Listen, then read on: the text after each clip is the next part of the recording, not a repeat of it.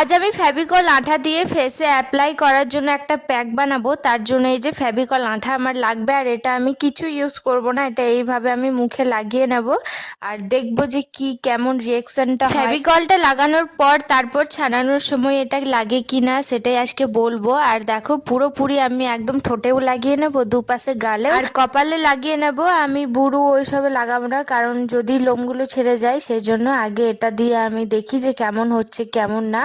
এই যে লাগানোর পর প্রায় এটা শুকতে দেবো, যতক্ষণ এটা শুকে যাবে তারপর এই যে পালা, এবার ছাড়ানোর পালা যে কেমন লাগে।